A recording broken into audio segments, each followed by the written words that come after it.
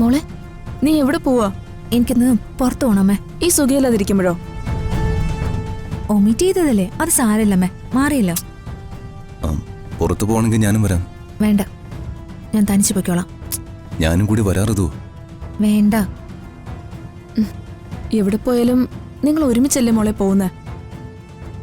ഒറ്റയ്ക്ക് പോയും ശീലിക്കണ്ടേ അമ്മേ?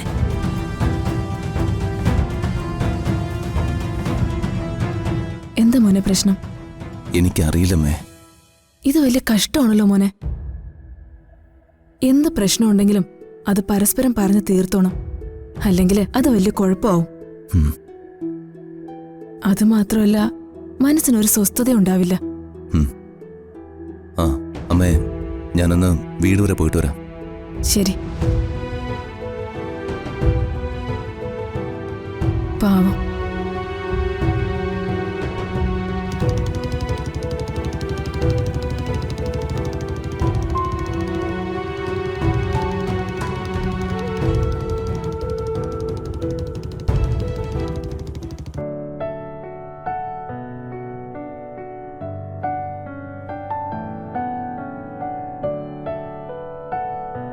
വേണുവേട്ടാ, വേണുവേണ്ടെന്താ ഉച്ചപ്രാന്തുണ്ടോ?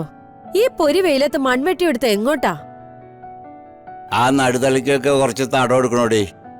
വെയില് കുറെ കൊണ്ടവനല്ലേ ഞാൻ. എനിക്കൊന്നും വലിയ പ്രശ്നമൊന്നുമല്ല. പ്രായ കാര്യം മറന്നു കളയരുതേ. പ്രായോ? എനിക്ക്? നീ വെറുതെ തമാശ പറയില്ലേടി. വേണുവേട്ടാ, ഐഷുവിന് വയസ്സ് 12 ആവാറായി. ആ എടി, അടുത്ത കൊല്ലം കുഞ്ഞിന് 13 ആവും. വേണുവേട്ട് മാത്രം അതൊന്നും ബാധകമല്ല. എടി, പ്രായമാണെന്നും പറഞ്ഞ് മനുഷ്യന്റെ കോൺഫിഡൻസ് കളയരുത്.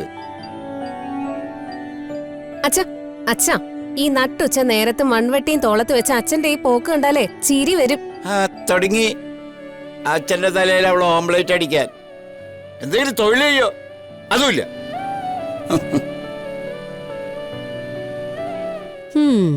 അടങ്ങി ഒരിടത്തിരിക്കുന്ന സ്വഭാവം ഈ മനുഷ്യന് പണ്ടേ ഇല്ല.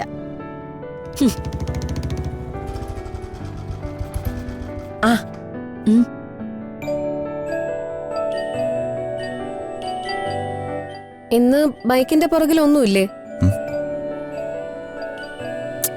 എടാ, നിന്റെ ബൈക്കിന്റെ പുറകിൽ സ്ഥിരമായിട്ട് ഒരാളെ കാണാറുണ്ടായിരുന്നല്ലോ.